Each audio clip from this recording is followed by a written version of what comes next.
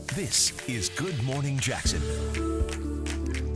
All right, right now at 5:30, questions still remain about a woman's body found inside a condominium complex in Bartram Park. We're going to have more details ahead in a live report. And a new detail just released about the missing Saudi journalist. Mike Pompeo's overseas this morning, and new reports give insight on what may have happened. And tonight the Connors are back.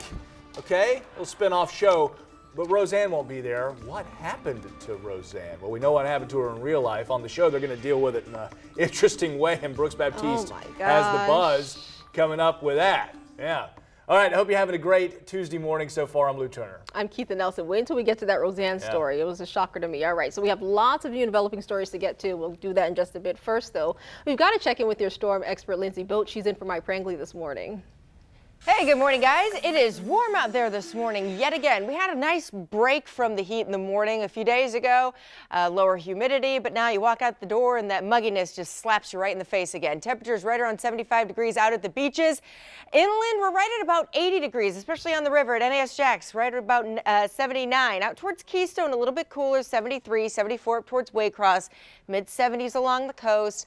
But we'll warm up into the low 90s again. We broke a record yesterday. We have the chance to break another record again today. That record high is 92 and has actually set back last year. So heading to work, heading to school this morning. That sun's going to rise at 7:29. Temperatures right around 76. Patchy fog out there, something that we're going to be keeping an eye on. And then as you head home, you're going to want to crank that AC. Hopefully it's still working. Even out at the beaches, we're looking for temperatures again in those mid to upper 80s, 91 inland. Let's go to Katie Jeffries in the ViStar Credit Union Traffic Center. She's got to look at the roads. Hey, Katie.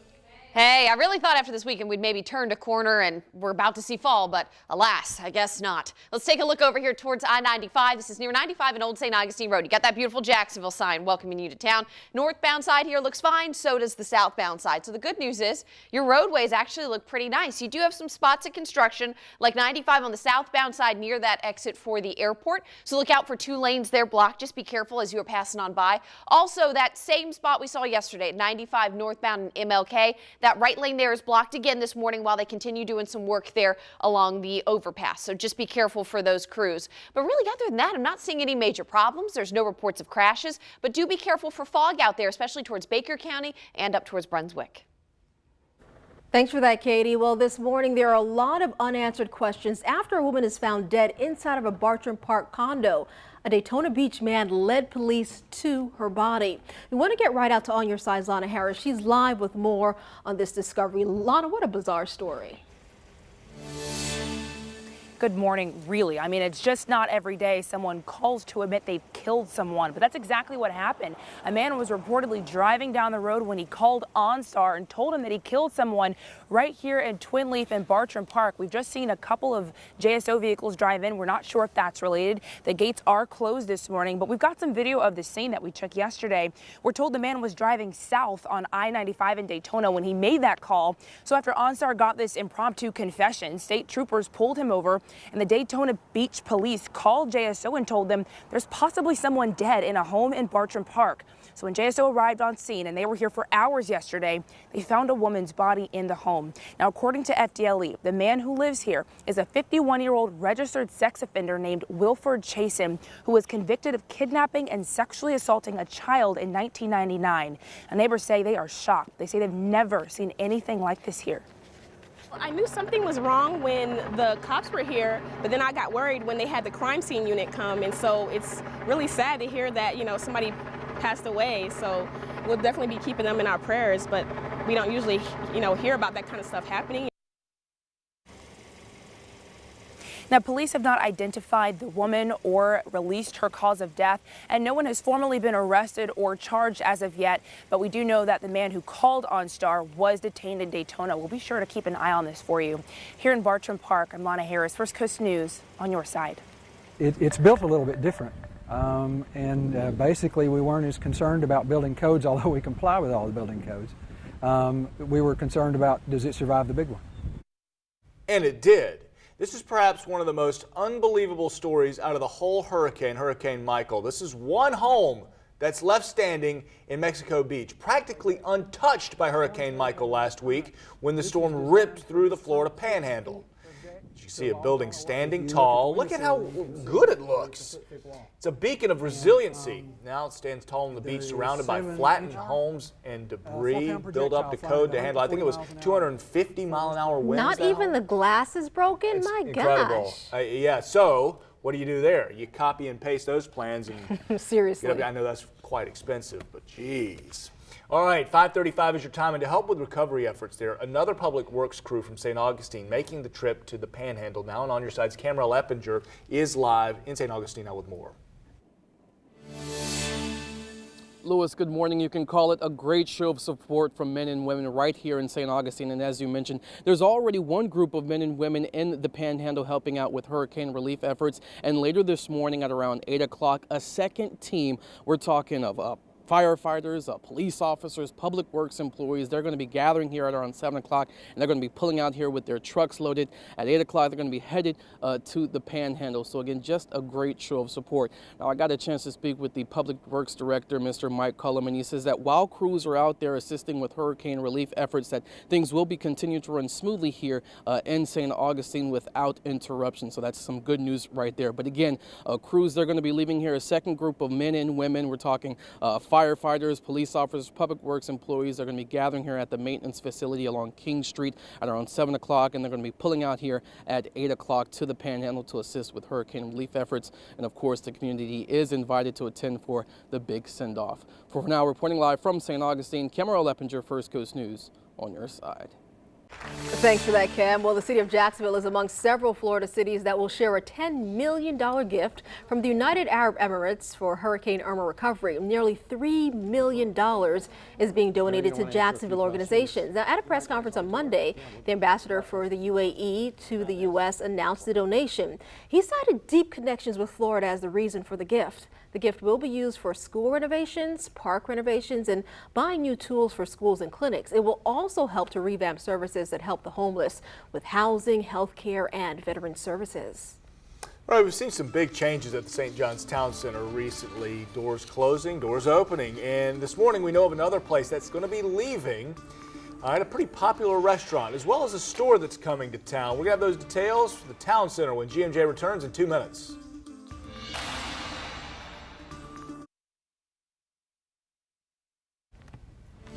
And welcome back. Quickly, we want to give you this breaking news just into the newsroom. Just in case you're in this area, police are now responding to what they're calling an aggravated battery. This is in the Moncrief area. Specifically, is happening on West 27th Street. There's a map on your screen.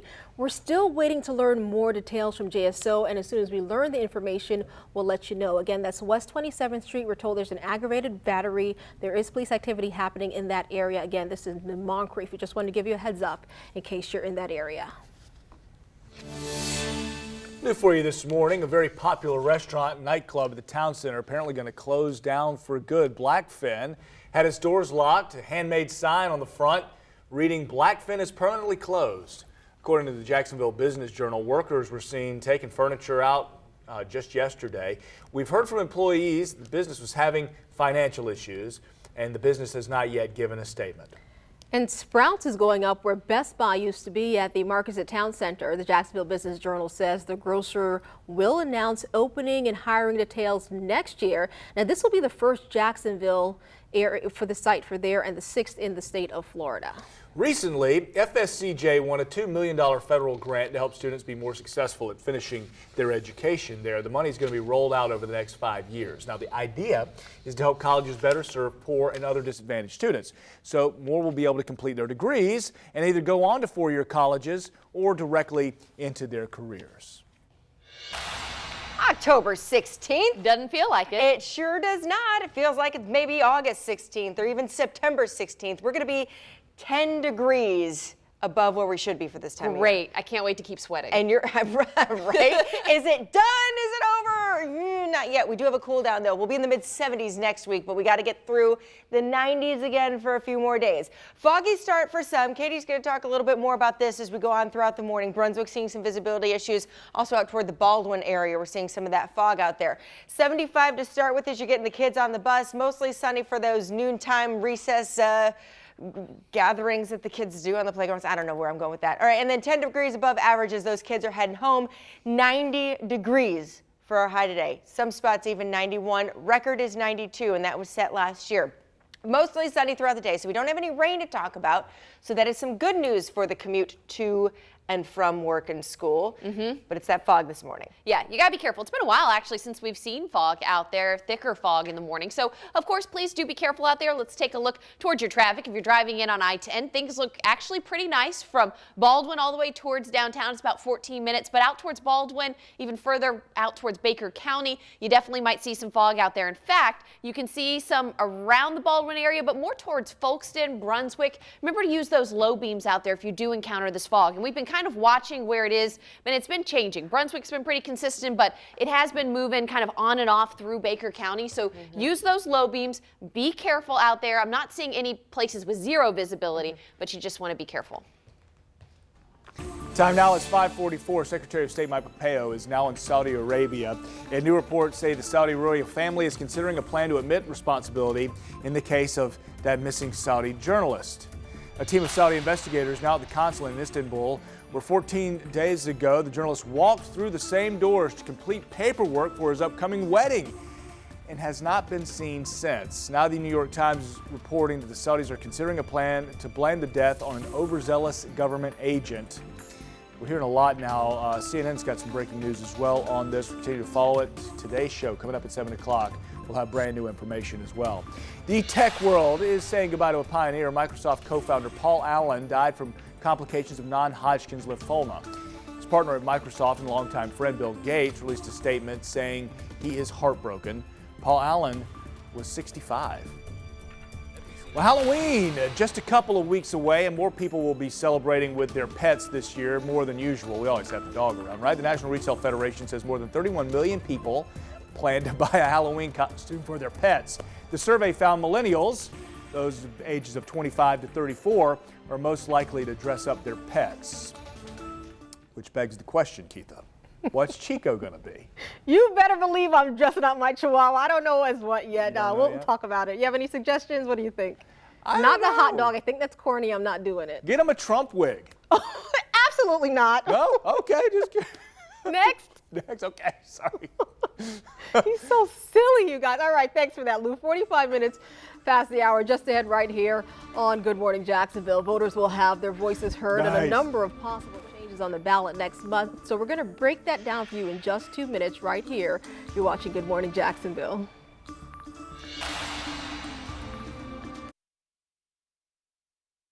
This is Good Morning Jacksonville.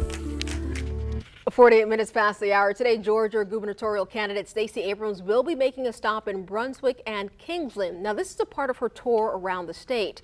You can see the time and location right there for you on your screen. Remember, early voting is open in Georgia, and we have a list of those locations for you online at firstcoastnews.com.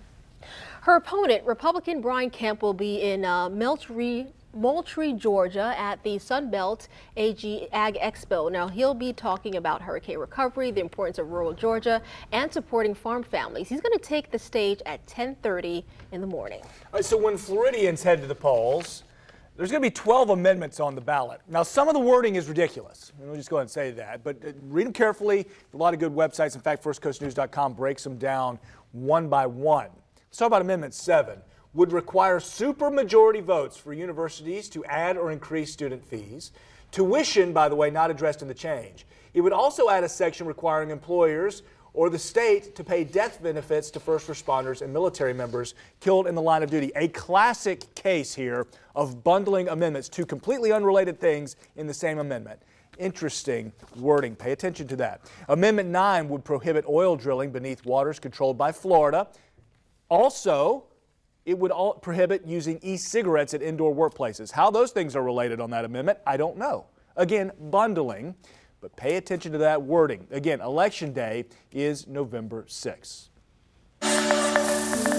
Now, weather with your First Coast News storm experts, powered by AC Designs. 5:50 is your time. It is a Tuesday. It is October 16th, and our high temperatures today are going to be in the lower 90s. Record high 92 set last year. We could come either very close to breaking it either hitting it or even breaking that record. Yesterday we did break the record of 90 degrees. So temperatures, again, over the coast, we're going to see those temperatures a little bit cooler than inland, but still in the mid 80s out there, mid to upper 80s in fact. So how are we going to get there? We're going to start with muggy conditions out there, right around 80 degrees by 9 o'clock, 10 degrees above average. We should be about 81 degrees for this time of the year. And then by the time we get to 5 o'clock, it's still going to be hot out there with temperatures right around 90. Out toward the beaches, we have that warm ocean sea breeze out there. High tide's going to be at 2:17 this afternoon. And I want to point your attention to this right here. If you can kind of connect the dots with me on where that rain is and where the clouds are, that is the cold front that's going to be coming a little closer to us. Snow in Denver, rain in Dallas, cooler temperatures in the Midwest, and we might see an isolated shower here or there. This cold front's weakening as it gets a little bit closer to us. Our rain chances will increase as we head toward the later portions of the week, but for now, we might see, again, just an isolated shower as we head through the next few days. Jaguars versus Texans at TIAA Bank Field on Sunday. 78 degrees, a nice refreshing breeze out there, and the cooler temperatures come. Actually, I'm standing in front of it. I'll give you that in just a second. 90 degrees on Wednesday, a slight increase in rain on Thursday and Friday. This weekend looks nice, but look at Monday, 75 degrees. Oh, fall is just around the corner. Let's go to Katie Jeffries in the ViStar Credit Union Traffic Center. Fall, I have been waiting for you. I cannot wait to see it. Let's take a look here towards 295 and Pritchard.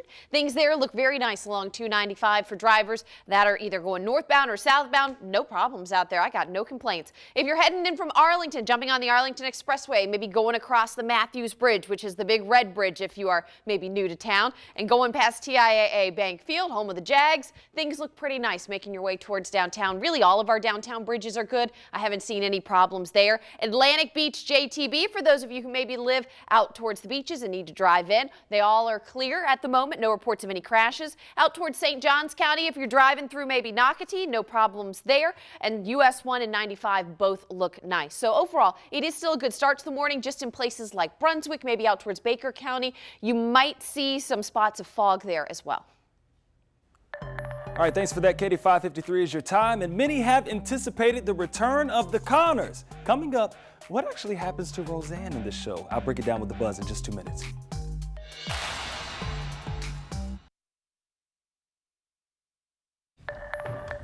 All right, welcome back. Even if you're not into buying lotto tickets, now might be the time to do so. Here's why. More than $1 billion worth of lotto jackpots are now up for grabs. That's this week. The Mega Millions drawing is tonight and Powerball is tomorrow. The Mega Millions grand prize is up to $654 million. What would you do? You can see the winning numbers tonight on First Coast News at 11. The Powerball is up to $345 million. And again, that drawing is tomorrow. You going to go for it, Lou? Buy a submarine is what I'd do. I don't want to know for what. Yeah. No. All right. Jaguars owner Shad Khan is trying to spend about $750 million of his dollars on a sports stadium in London, historic Wembley Stadium, of course. It's where the Jags play their one London home game each year. Now a rival in London is opposing the sale. Premier League soccer club Tottenham is trying to block the sale. They currently play their home matches at Wembley since their new stadium construction is way behind schedule. Now, not only are they Premier League rivals with Khan's soccer club Fulham, but Tottenham will be home to a couple NFL games as well when their stadium is finally finished. So a little bit of conflict happening there in London. Brooks? Hey, thanks for that, Lou. It is time for the buzz. And all right, guys, everybody's been talking about this. We know Roseanne may be gone, but everyone else will return when the Roseanne spinoff, The Connors, makes its debut tonight on ABC. Now, the spinoff got the green light weeks after Roseanne Barr posted a racist tweet to former Barack Obama advisor Valerie Jarrett. Now, that tweet resulted in the immediate cancellation of her hit show. The last Roseanne season finale had around 20 million viewers. But everybody wants to know, how will the Connors do without Roseanne? But you know, the real question folks want to know about, what happens to Roseanne? Yes, what happens? All right, so we're coming back on camera right now for this reason. Turns out, and you'll see this tonight on ABC, she dies of an opioid. They're killing her off. They're killing her off. They kill her off using, that's not funny, this is crazy. It's not, but I wonder why they did that. And matter of fact, she was the one that told sources this information. Oh, Roseanne did? Yes, she did. So this is don't know how according she to found sources it. right according now. to No sources, one is- that's correct. This this- is not confirmed by ABC, but this is And just Roseanne what is leaking Roseanne it, and said. she's a little disgruntled, I'm sure. So Right. I wonder if it's true then. Makes you wonder. Yeah. Makes you wonder. But there's so many ways they could have killed her off, right? we were thinking shot maybe. I had By a gut instinct they were going to do her dirty. Yeah. Well, it was one of something- those yeah. options. Well, that's but dirty opioid enough. epidemic. That's pretty the dirty. truth, I'm saying. You couldn't just move out of town. They had to That's what I'm saying. take care Move of business. somewhere. We're An back after island this. somewhere.